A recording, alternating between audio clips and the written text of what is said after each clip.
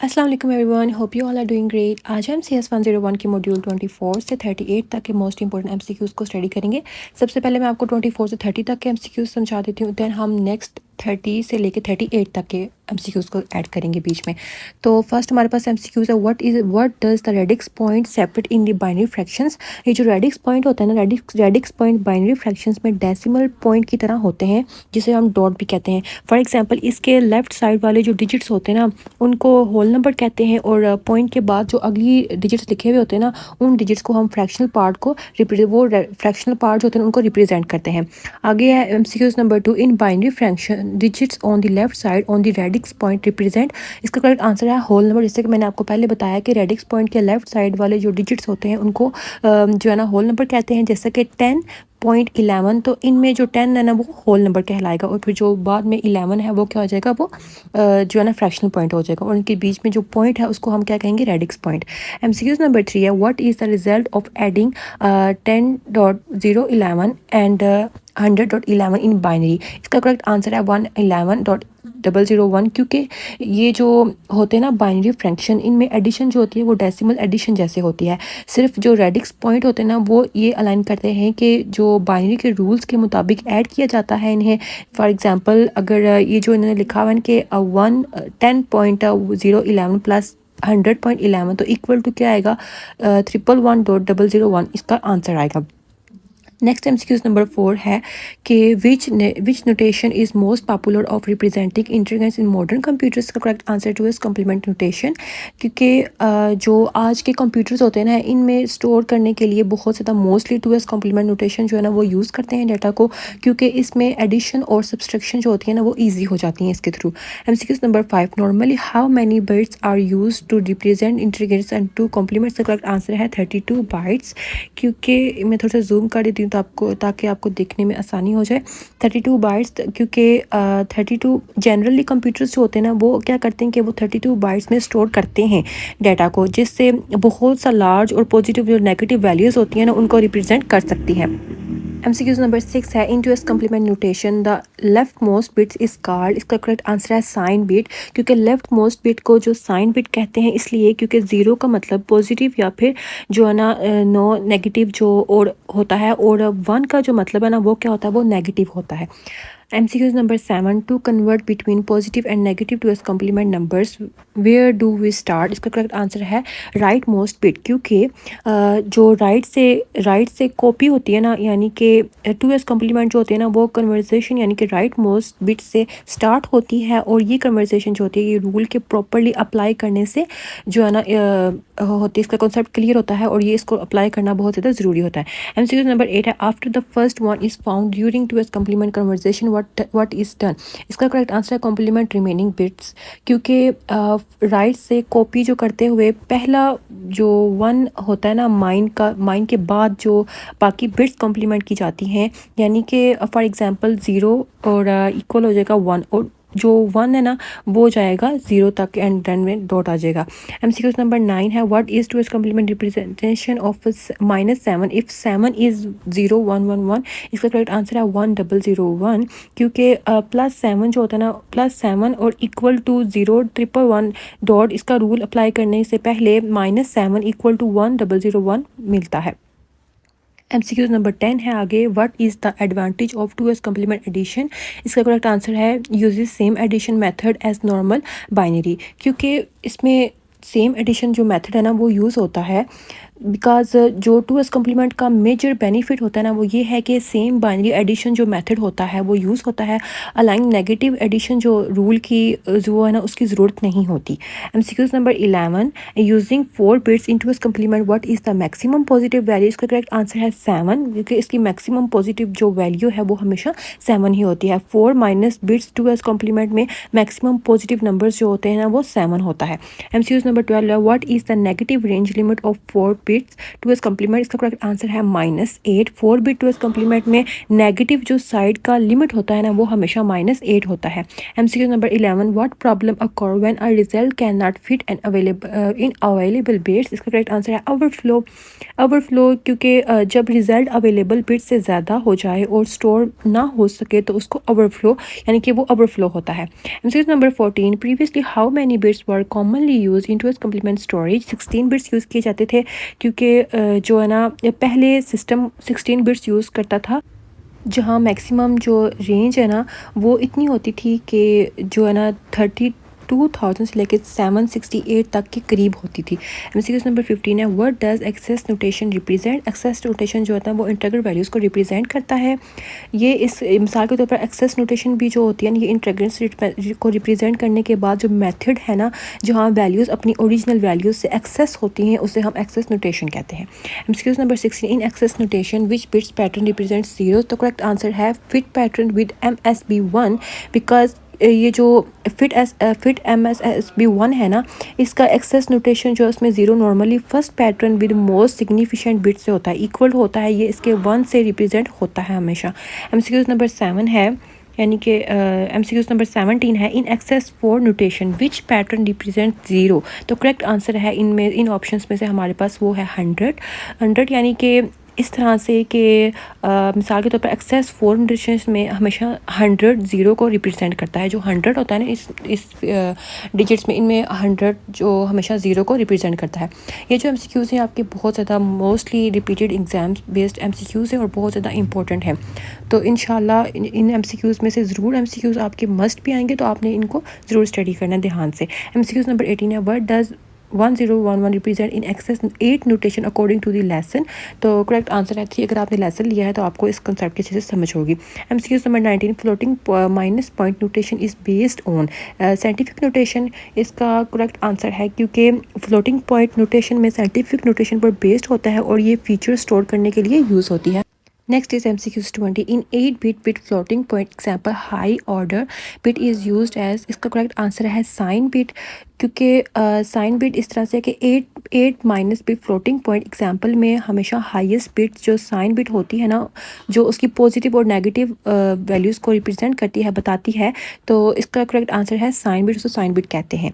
MCQ number 21, in the floating minus point example how many bits are used for exponent, इसका correct answer है 3 bits. 3 bits हमेशा use होते हैं क्योंकि exponent 3 bits का ये होता है कि होता है 3 बिट्स और ये रेडिक्स पॉइंट की मूवमेंट जो होती है उसको बताता है, उसको रिप्रेजेंट करता है। MCQ number 22, in the floating minus point example how many bits are used for mantissa, तो इसका करेक्ट आंसर है 4 बिट्स में हमेशा 4 बिट्स यूज़ होते हैं क्योंकि नेगेटिव जो मेंटिसा 4 बिट्स का फील्ड होती है जो सिग्निफिकेंट डिजिट्स जो होते हैं उनको स्टोर करती है। Next is 23, what does a negative exponent mean in floating minus point notation, इसको करेक्ट आंसर है मूव रेडिक्स पॉइंट, क्योंकि नेगेटिव एक्सपोनेंट का मतलब रेडिक्स पॉइंट को लेफ्ट मूव करना होता है। 24, what is the normalized from rule of mantissa, इसका करेक्ट आंसर है start with left most one, क्योंकि जो नॉर्मलाइज्ड फॉर्म का रूल होता है कि मेंटिसा लेफ्ट मोस्ट वन से स्टार्ट हो, इससे सेम जो वैल्यू होती है ना उसको मल्टीपल रिप्रेजेंटेशंस के हिसाब से अवॉइड जो है ना करना आसान हो जाता है, उसको अवॉइड करता है। MCQ number 25, what is the floating minus point represent of zero, इसका करेक्ट आंसर है ऑल OS। अच्छा यहाँ आपको मैं एक टिप दूंगी कि जब भी आपके पास इस तरह से MCQs आए ना जहाँ पे A B C और D और एंड पे ना एंड वाला ऑप्शन हो ऑल, तो आपने हमेशा ऑल वालों को ही चूज़ करना है क्योंकि 99% ऑल वाला जो ऑप्शन होता है ना वो करेक्ट होता है। तो यहाँ पे जो ऑल OS ज़ीरो है ना ये इसका करेक्ट आंसर है कि फ्लोटिंग माइनस पॉइंट रिप्रेजेंट करता है ज़ीरो, इसका करेक्ट आंसर है ऑल OS ज़ीरो और ये आपका एग्जाम के हवाले से मोस्ट इंपॉर्टेंट MCQs है।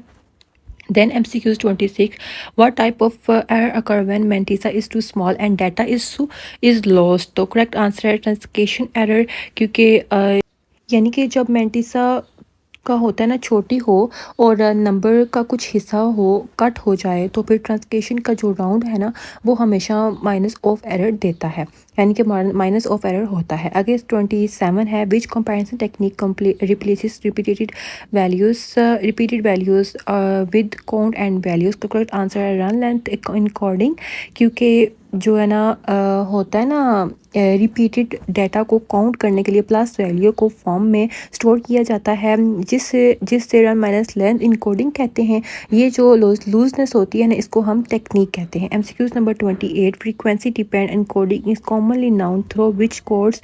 इसका करेक्ट आंसर है हकमन कोड्स, क्योंकि जो होती है ना फ्रीक्वेंसी, यानी कि ये डिपेंड होती है इनकोडिंग में। कॉमन आइटम्स को छोटे और रेयर आइटम्स को लंबे कोड्स दिए जाते हैं। इस तरह के कोड्स जो होते हैं ना वो हकमन कोड्स कहलाते हैं। MCQs number 29, what is another name of relative encoding. तो इसका करेक्ट आंसर है differential encoding. Next is MCQs 30, what does LZW stands for. तो इसका करेक्ट आंसर है ऑप्शन बी, जैसा कि आपको पहले पता ही होगा क्योंकि ये बहुत आसान है। एमसीक्यू देन एमसीक्यू 31 है, give various colours to how many plate inters. इसका करेक्ट आंसर है 256। ये इसके इतने कलर्स को चेंज करता है, यानी कि गिव पैलेटल जो होती है ना वो 256 कलर यूज़ करती है, इसलिए सिंपल ग्राफिक्स और जो एनिमेशंस होती है ना उनके लिए ये सुटेबल होता है हमेशा। MCQs number 32, JPEG is specially effective for comparison. इसका करेक्ट आंसर है कलर फोटोग्राफिस, क्योंकि जो होती है ना कॉमनली, यानी कि जो JPEG कलर्स फोटोग्राफ्स होती हैं वो क्या करती हैं, वो कंपेरेंस करने में पॉपुलर होती हैं, क्योंकि ये हाई कंपेरिजन के साथ गुड क्वालिटी मेंटेन करने में हमेशा जो है ना इम्पोर्टेंट रोल होता है इनका। आगे है एमसीक्यूज नंबर 33, यानी कि TIFF is properly use for. इसका करेक्ट आंसर है strong photographs with related information, यानी कि ऑप्शन सी। जो TIFF ज़्यादातर जो होती है ना ये फोटोग्राफ्स और रिलेटेड डेटा जो होता है ना उसको रिप्रेजेंट करती हैं। टाइम्स को और कैमरा सेटिंग्स जो होती हैं उनको स्टोर करने के लिए इसका यूज़ होता है। आगे अब हम देख लेते हैं एमसीक्यूज थर्ड मॉड्यूल 30 तक तो हो गए ना, आगे 30 से लेके 38 तक के मोस्ट इंपॉर्टेंट देख लेते हैं। सो स्टूडेंट्स, आगे हमारे नेक्स्ट एमसीक्यूज है मॉड्यूल 31 से 38 तक के। इनका कॉन्सेप्ट, इनका इसलिए अलग पार्ट बनाया गया है क्योंकि इनका जो कॉन्सेप्ट है ना वो थोड़ा सा डिफरेंट है पहले एमसीक्यूज के, पहले मॉड्यूल्स के हवाले से। चलिए वीडियो को स्टार्ट करते हैं कि एमसीक्यूज नंबर 1 है, MPEG stands were developed by. इसका करेक्ट आंसर है मोशन पिक्चर एक्सपर्ट्स ग्रुप, क्योंकि ये मॉड्यूल्स बेसिकली बताता है कि ऑडियो और वीडियो फाइल्स को कंप्रेस कैसे किया जाता है, ताकि जो होते हैं ना स्टोरेज और फास्ट ट्रांसमिशन उसको पॉसिबल कैसे बनाया जा सकता है। यानी कि मोशन पिक्चर्स जो होती है ना वो एक्सपर्ट्स ग्रुप को होती हैं, जैसे कि फॉर एग्जांपल मैं इसको आम अल्फाज में समझाती हूँ। जैसे कि स्कूल में कमेटी होती है रूल्स बनाने के लिए, वैसे ही एक एक्सपर्ट्स का ग्रुप होता है जो ऑडियो वीडियो और कंप्रेंसिव स्टैंडर्ड्स को वो बनाता है। इसी ग्रुप का नाम जो होता है ना वो मोशन पिक्चर एक्सपर्ट्स ग्रुप यानी MPEG होता है, इससे MPEG नाम आया था। एमसीक्यूज नंबर 2 है, MPEG stands were developed under the leadership of. इसका करेक्ट आंसर है iOS, क्योंकि जो होते हैं ना क्वेश्चन ट्रिकी होते हैं, इस तरह से ना एग्जाम में आपको ट्रिकी इन्होंने ना दिए हुए होते हैं एमसीक्यूज, तो आपने कंफ्यूज नहीं होना। अगर आप कॉन्सेप्ट अच्छे से समझ लेंगे तो आपके लिए कोई भी मुश्किल नहीं होगी। MPEG विद iOS का डिफरेंस समझा देती हूँ कि MPEG जो होते हैं ना वो एक्सपर्ट्स ग्रुप होते हैं, और ISO जो होते हैं ना ये इंटरनेशनल स्टैंडर्ड ऑर्गेनाइजेशन होती है। सिंपली MPEG ने डेवलप किया था iOS ने जो है ना वो सुप्रेसिव लीड जो है ना किया था। आगे एमसीक्यूज नंबर 3 है, which frames are encoding entirely in MPEG video comparison. इसका करेक्ट आंसर है आई फ्रेम्स, क्योंकि जो वीडियो एक्चुअली एक मूविंग इमेज होती है, यानी कि वीडियो पिक्चर्स का सीक्वेंस होती है बिल्कुल फ्लिप जो बुक होती है उसकी तरह से, और MPEG में कुछ फ्रेम्स पूरी तरह स्टोर होती हैं और ये कहलाती हैं I frames, I equal to independent यानी कि कंप्लीट पिक्चर्स। एमसीक्यूज नंबर 4 है, pictures between L1 frame are encoding using. इसका करेक्ट आंसर है रिलेटिव इनकोडिंग, क्योंकि रिलेटिव इनकोडिंग ये बहुत ज़्यादा इंपॉर्टेंट है। सपोज करें कि फ्रेम 1 है तो इसकी स्टैंडिंग, और फ्रेम 2 है सिर्फ यानी कि हैंड मूव होता है इसमें। अगर पूरा इमेज दोबारा स्टोर करो तो जो वेस्ट होता है, इससे ये कि MPEG का क्या करता है, सिर्फ इतना होता है कि डिफरेंस स्टोर करता है ये, और रिलेटिव इनकोडिंग जो होती है ना उसको रिप्रेजेंट करता है, और इस तरह से स्टोरी सेव होती है। MCQs number 5, I frame are usually compared using technique similar to. Correct answer है GPEG जो होते हैं ये इमेज कंपैरिजन होते हैं, और GPEG वीडियो कंपैरिजन भी होते हैं, लेकिन वीडियो की कंप्लीट फ्रेम्स जो होती हैं वो GPEG लाइक मेथड्स से कंप्रेस होते हैं। आगे MCQs नंबर 6 है, MP3 स्टैंड्स फॉर। इसका करेक्ट आंसर है MPEG लेयर 3, क्योंकि MPEG लेयर 3 होती है ये। फॉर एग्जांपल स्टूडेंट्स अक्सर जो सोचते हैं कि MPEG जो होता है ना वो म्यूज़िक प्लेयर होता है, जबकि ऐसा नहीं है। एक्चुअली ये MPEG जो होता है ना, ये लेयर 3 ऑडियो कॉम्प्रीहेंशन स्टैंडर्ड होता है। आगे MCQs नंबर 7 है, MP3 removes details that the human are can not, यानी कि प्रिसीव नहीं कर सकते उसको। इसका ये करेक्ट आंसर है ऑप्शन सी। ऑप्शन सी, यानी कि जो ह्यूमन ईयर्स होते हैं ना वो परसीव नहीं कर सकते। परसीव का मतलब होता है सुनकर डिटेक्ट करना। MP3 स्मार्ट है, ये हर साउंड स्टोर नहीं करता, सिर्फ इंपॉर्टेंट साउंड्स जो होते हैं जो ह्यूमन ईयर को सुनने में जो ना नहीं देते, सुनाई नहीं देते। रिमूव जो होती है ये नहीं कि ये इसलिए साइज़ जो इनका ये स्मॉल होता है और आसानी से इसको ह्यूमन ईयर से सुन नहीं सकते। आगे MCQ नंबर 8 है, which masking means loud sounds high software sounds brief. इसका करेक्ट आंसर है टेम्पोरल मास्किंग, क्योंकि इसका सपोज ये होता है कि अचानक बूम या फिर जो है ना लाउड साउंड हो जाए तो उसके फ़ौरन बाद सॉफ्ट साउंड आए, तो human ear soft sound detect नहीं करता। इसलिए इसको इसको जो है ना प्रॉपर्टी कहते हैं। टेम्पोरल मास्किंग यानी कि टाइम बेस्ड मास्किंग जो होती है ना उसको रिप्रेजेंट करता है ये। MCQ नंबर 9 है, which masking means on frequency heights near be software techniques. Correct answer है फ्रीक्वेंसी मास्किंग, क्योंकि इनका डिफरेंस ये होता है कि टेम्पोरल टाइम और फ्रीक्वेंसी साउंड्स जो होती है उनकी लेंथ को रिप्रेजेंट करता है। और एक साउंड होता है जिसको यानी कि जो नियर बी सॉफ्ट साउंड्स होते हैं ना उनको डिटेक्ट करने में मदद फराहम करता है। MCQ नंबर 10 है, video comparison is just by. इसका करेक्ट आंसर है option B, quality and transmission speed. आगे MCQ number 11, transfer speed of 40 Mbps is associated with. इसका करेक्ट आंसर है MPEG वीडियो, यानी कि MCQ नंबर सी। आगे 12 है, MP3 recording generally require no more than 64 kbps। MCQ number 13, CPU consistence of how many major parts। का correct answer है 3 parts होते हैं, इसके मेजर पार्ट्स होते हैं। MCQ number 14, which CPU unit perform addition and subtraction.